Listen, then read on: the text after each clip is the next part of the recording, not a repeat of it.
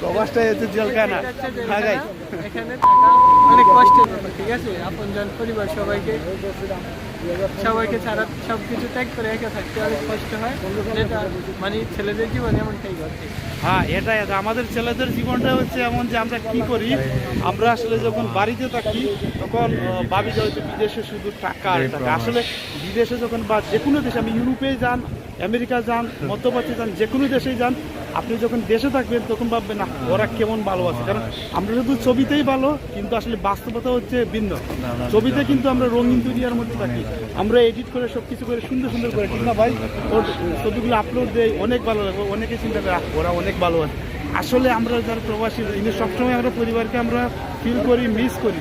যেমন আমি দেশে থাকছি এই সময়ে কিন্তু আমি এখানে সপ্তাহে একদিন আসছি এখানে ছুটি কাটানোর জন্য, কিন্তু আমি দেশে থাকলে এরকম প্লেস থাকলে প্রতিদিনই আসতাম। কিন্তু এখন কি এখানে প্রতিদিন আসতে পারবো? হ্যাঁ, সপ্তাহে একদিন। তাও আমার এই যে ভাই নতুন আসছে পেয়েছে, মানে তুমি কি হয়েছে কত টাকা দিয়ে 7 লাখ টাকা।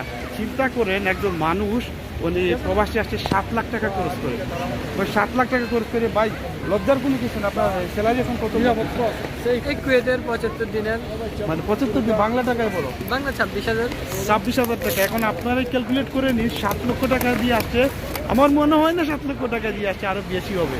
একটু মানে এভারেজ করে নিয়েন, 26 মনে করেন 30,000 টাকা স্যালারি দিচ্ছে। হ্যাঁ, এরপরে ওই টাকা দিয়ে কি করতে হয়? ওই টাকা দিয়ে আমাকে থাকতে হবে, আমাকে ওই যে মোবাইলের খরচটা চালাতে হবে, প্লাস আমার নিজের খাওয়া, ব্যক্তিগত অনেক কিছু রয়েছে। সেটা কিন্তু আমাকে কি কমসে কম মিনিমাম যদি 8 থেকে 10,000 টাকা আমার করতে হবে। এখন 26,000 টাকা বা 30,000 টাকা আমি বেতন পাচ্ছি নতুন অবস্থায় আসার পর।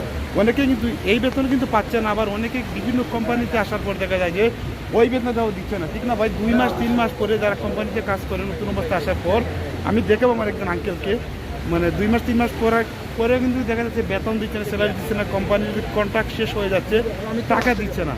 ওইরকম কিন্তু অনেক ভাই সারা করে। আমি বলবো ভাইরা, আপনার আমার আগের ভিডিওতে বলতে প্রফেশন যারা প্রবাসী আপনি আসবেন না।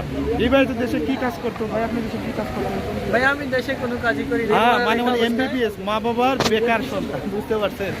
এখন অবস্থা এসএসসি দিয়ে, হ্যাঁ এসএসসি দিয়ে এখানে চলে আসছে। এর মানে হচ্ছে ভাই ভাবছিল যে রঙিন দুনিয়া যাচ্ছি, কিন্তু এখানে আসার পর ভাই এখন বুঝতে পারতেছে আসলে প্রবাসটা আসলে অনেক কষ্টের। তো আমি বলবো আপনাদেরকে, যারা প্রবাসী আসতে চান আসেন আপনারা। আমরাও চাই আমাদের দেশের প্রতিটা নাগরিকই স্বাবলম্বী হোক, প্রবাসী আসুক, বিভিন্ন দেশে যাক, কিন্তু আপনাদের কাছে আমার একটাই অনুরোধ, আপনারা আসুন। তবে আপনাদের প্রফেশনটা, যেমন আমি একজন ড্রাইভার, আলহামদুলিল্লাহ আমি মোটামুটি ভালো একটি স্যালারি পাচ্ছি। তো আপনারা যার প্রফেশন ঠিক না করে এখানে আসবেন, তারা কিন্তু এই ভাইয়ের মতো হবে। ওই ভাই কি করছে, দেশে কিছুই করে নাই। আমাদের একটাই কি কাজ জানেন? শুধু একটা ভিসা আমাদের প্রয়োজন।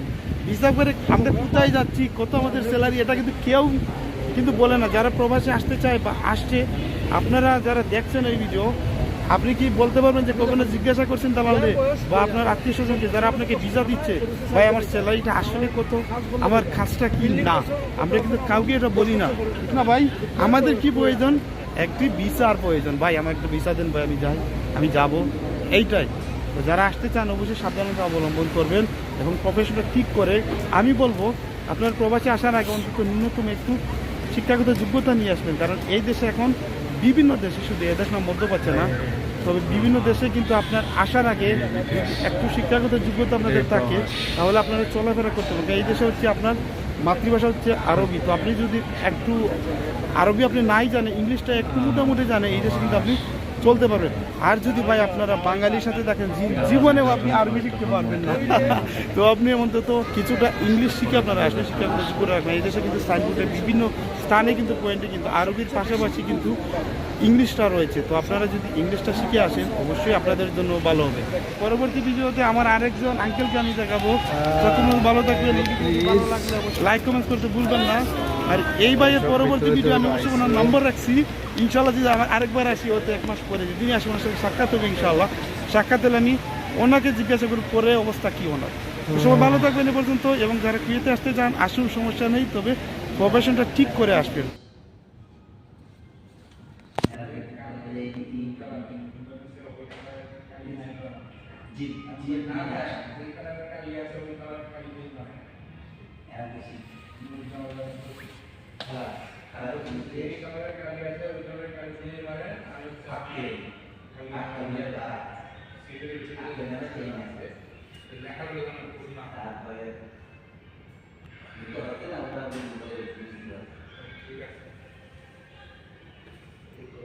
LED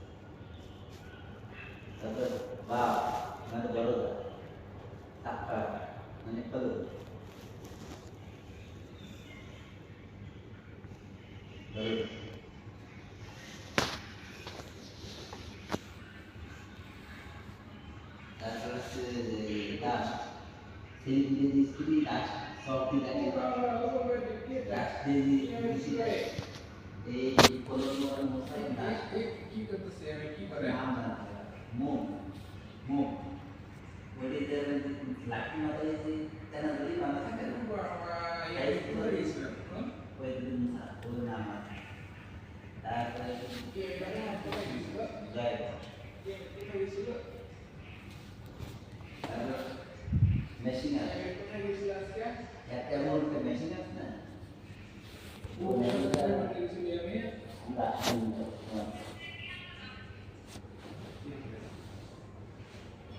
तुम्हारे जैसे वो घर ना एक दो दिन चुना जाता